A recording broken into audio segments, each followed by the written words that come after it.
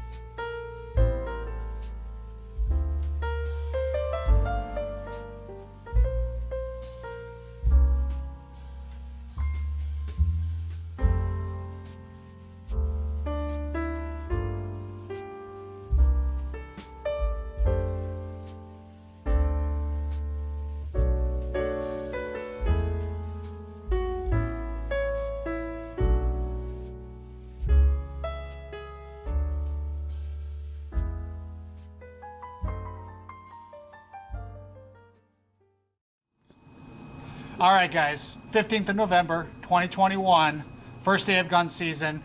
Looks like we got a 7-pointer here, and we're gonna show you the process of taking the guts out and getting them ready for butchering.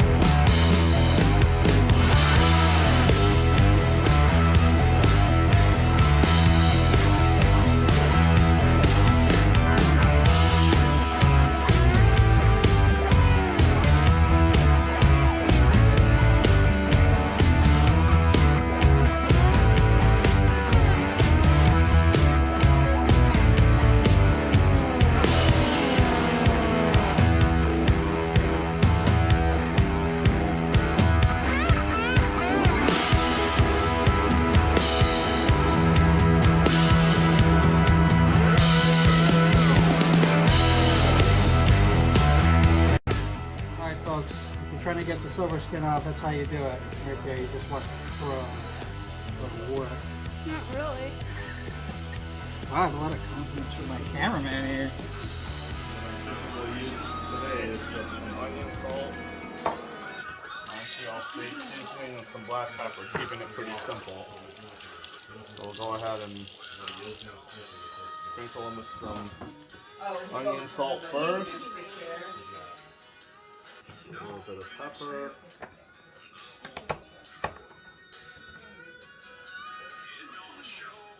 Don't have any coarse pepper here. I probably would have used that. So we use what we have here.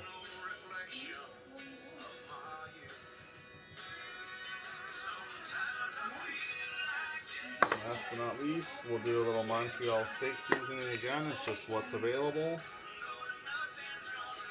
Nice coarse grain, so we should get a nice little bark with that.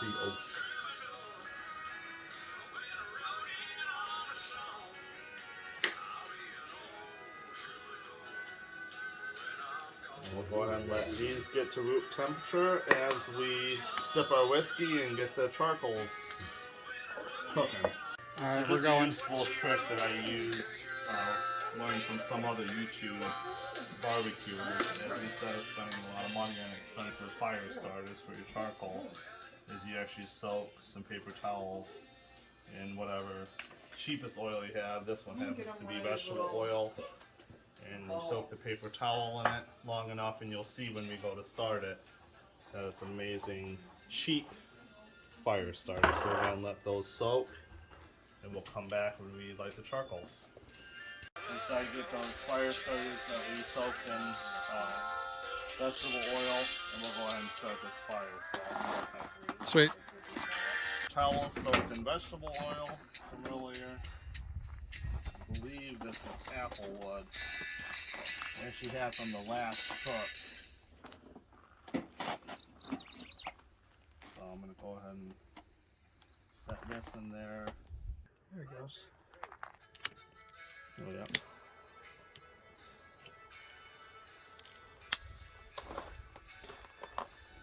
You can smell the vegetable oil. Yep, so just a homemade version of an expensive fire starter kit. And if everything goes as planned, which sometimes doesn't happen. Oh, let's call it back up.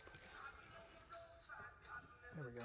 Yeah, you just can't smother it Right. when you first put it in. Because once it catches, it should act like those long-lasting burners that you get. So here you can see it's just starting up. Oh yeah. So yeah, so it's probably good enough now where you can kind of embed it in some of the charcoals. And we're not doing any fancy setup, no snake method or anything like that. This will be good for just a quick, we're gonna sear it, do it like a medium temperature. And that's how we like it. Well done here for us. This is just going to be quick, simple cook. I forget what our last cook was, but I had set up the whole thing and we only ended up using half. We did Didn't you do the prime rib lamb. for? Oh, was it the I did lamb? rack of lamb. Okay. Yep. I did the snake method for that, and I had it set all the way around, and really only ended up using not even half, because as you can see there's some charcoals here that would probably be good for reuse, but we're not going to worry about that. So we'll just clean this side of the grill here, and this is the side we'll use to grill the venison tonight. Again, this is even cheaper than a Weber grill, which is one of the cheapest forms of grilling for a lot of hardcore enthusiasts out there, but this works just as good.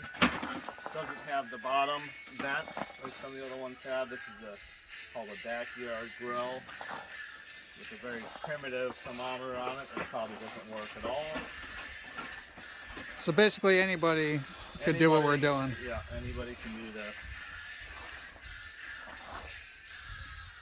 If you catch this part of it, so the fire starter we used, again, very cheap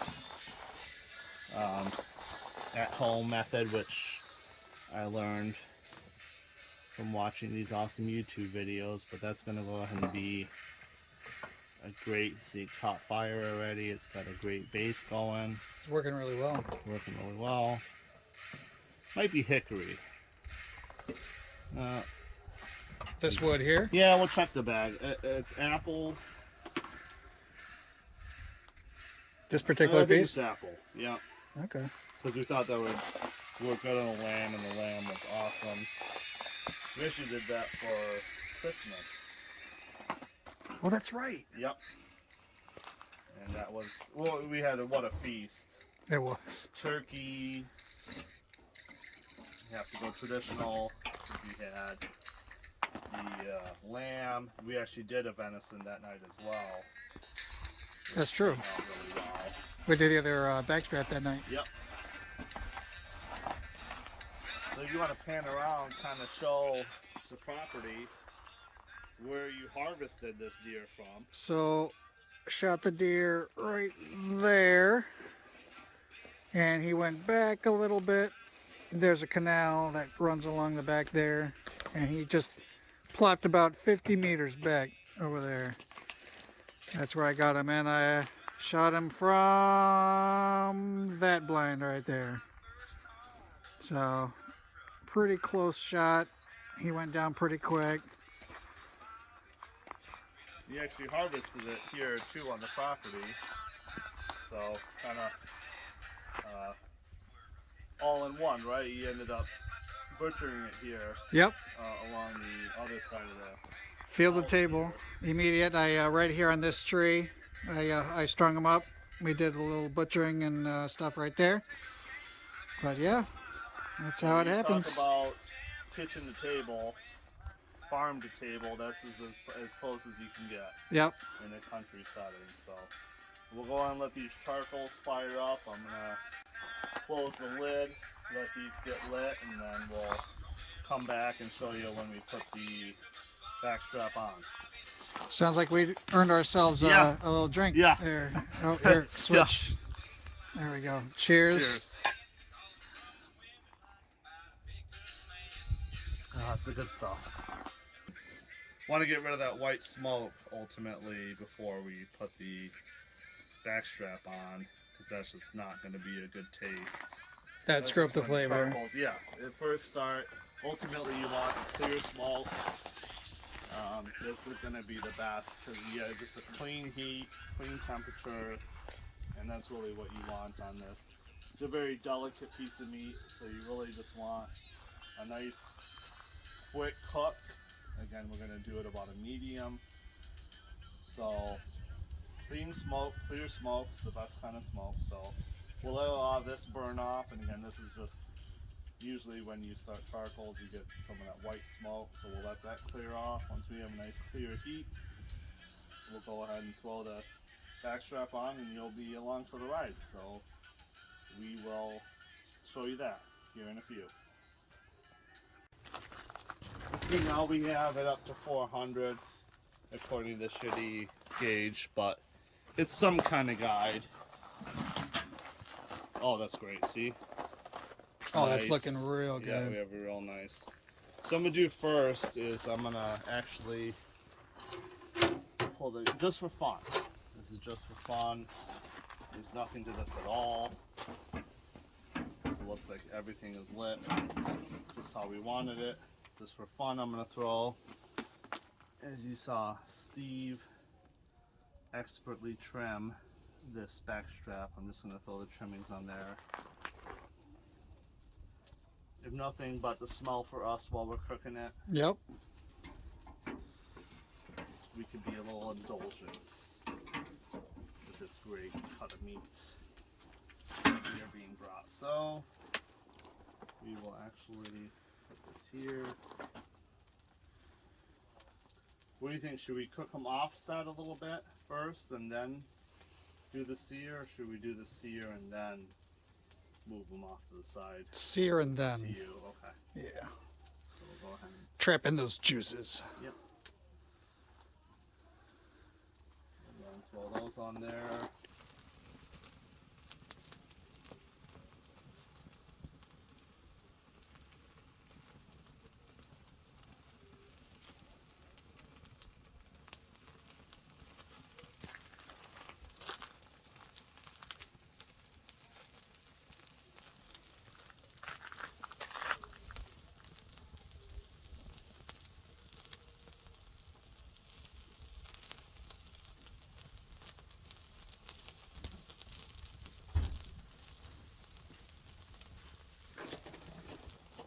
See, I'm wondering if we should just cook it this way the whole time, It's up to you. just to get a good sear. Because now that that's got a good sear in it, we can flip it over. Oh, look at that. Oh, that is money. That's how you want That it. right there is money. Look at that Not so thing. much on this one, but either way, I think we'll get there. But that's money right there. Look at that, guys. That's where you want it to be. Yep. So we'll do with this one. So amazing. We'll get the sear on this side too, and we might let it sit over here to get to the cook internal that we need it. Yeah. Because that's going to be, as of right now, just completely rare. But we want a medium rare to medium. Yeah. Money shot, as they call them in the other industries.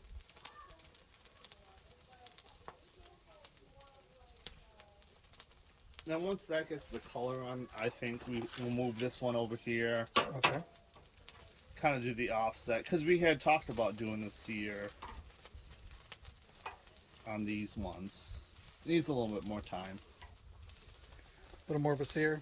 Yeah, I think a little more of a sear, and then we'll put it over here to get, just the residual cooking for it. Because the Smells flame is, phenomenal. I mean, fried cheese. Eat it right now. Caveman style. Yeah. Shoot. I almost like it better like that. Have meat, we'll eat. And we've done camping trips in the past, and ultimately a cook like that would definitely warrant immediate eating, but we're in more civilized situations now, so we'll grill it to where we need it. For this particular, that's turned out great. Look at that. Wow. Oh. And remember, we got these charcoals started with that cheap method that we hope you will use and will save you a lot of money in a long time. The little paper towel method, which has worked out fantastic for us. But you can see that there's a lot of wiggle in the meat, so it's a completely rare right now. We're just getting the sear on the outside, and then we're going to go ahead and set it to the other side to let it get to the medium, probably that we want the temperature to be. Yes. Tell me you have your whiskey there, close, brother. Yes. Not without it. As we must. Never without it. This is the Whiskey Brothers channel, after all. Yeah. We have to have proof that we are enjoying the fruits of our labor. Hopefully everybody can smell what we're smelling. This is amazing. Absolutely amazing. Subscribe to the channel if that smell is amazing. That's absolutely, yeah. Wish we could tell you over the phone, but that cannot happen. However, take our word for it. Oh, that was a nice little crust on it. Just trying to get a nice crust on them, really, is the key right now. Kind of They're locks in both- the juices, they're- doesn't yeah, it? they're both rare inside. Some people tell you it's a myth that they sear juices inside. However, that's how we cook. So, the YouTube police, come after us if you must. That's Shoot how us a we like comment if you guys disagree. I mean, if you guys think that we're wrong, you Yeah. better leave us a comment. Maybe leave us a couple of comments. Just tell us how wrong we are. How would you have cooked this backstrap if you were here, We're open to suggestions. etc. We'll read some of the comments here in our next segment, and then you can chime in then also if you agree or disagree or have something you would like to tell us. Oh yeah. Oh, look at that. That's perfect. That's perfect. I mean, that's perfect. And you can tell from the bounce, it's absolutely rare. And same with this one, super rare. So they're both rare. They both have this sear, so we'll probably leave them off to the side. Close the lid. We'll come back and check on them about 15 minutes. I'm thinking they'll be good then. But you can tell really, especially from this one. You see how that just bounces right back? Look at that. Yeah. The bullshit of this and this and this, it's not a fact. You know, there's nothing to it. You really have to know what it feels like. This one, if anything, is more done than this one, but It's a little firmer. yep, we're gonna go ahead and leave these here off to the side for a little more cooking, and then we'll check back with you.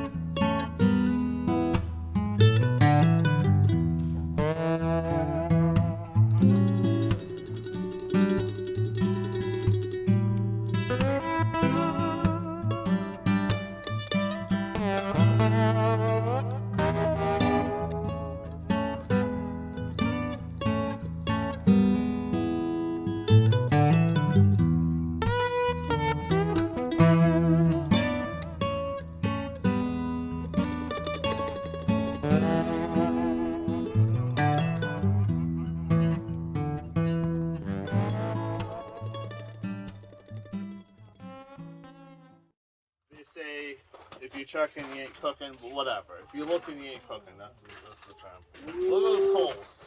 I mean, that is absolutely just a dream. Oh, Oh my god. jeez. I mean, that is just incredible. So, we're probably right now. Ooh, that one's nice. And This firm. one's good. This one's probably a medium. This is probably a medium rare. Who we're serving for, they probably prefer the medium. Right. To medium done. You know, I was gonna throw it out there.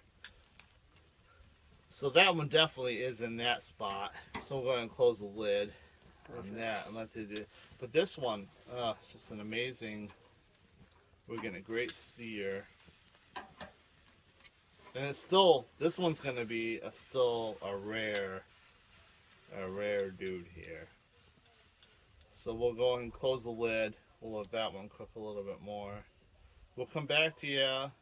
We're going to pull this one. And probably this one at the same time, I would imagine, is our plan. This one's right over the heat. We'll move this one a little bit further over. Right. It'll catch a little bit of the carryover, so it's not going to go completely dead, but Right. I think that's right where we want it to eat. So, but keep in mind the method we used. All we used to spark this amazing basket was the soak in the vegetable, or the possible cheapest oil you can find.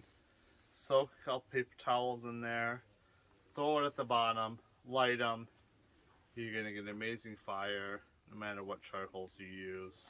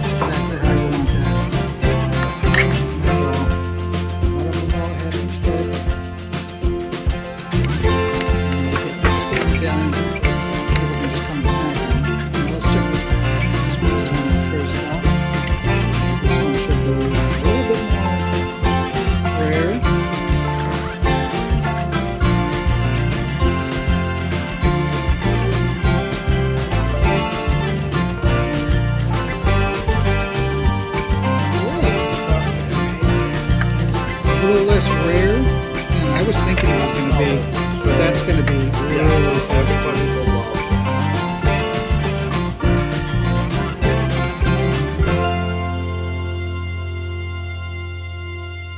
Very successful. Whiskey Brothers.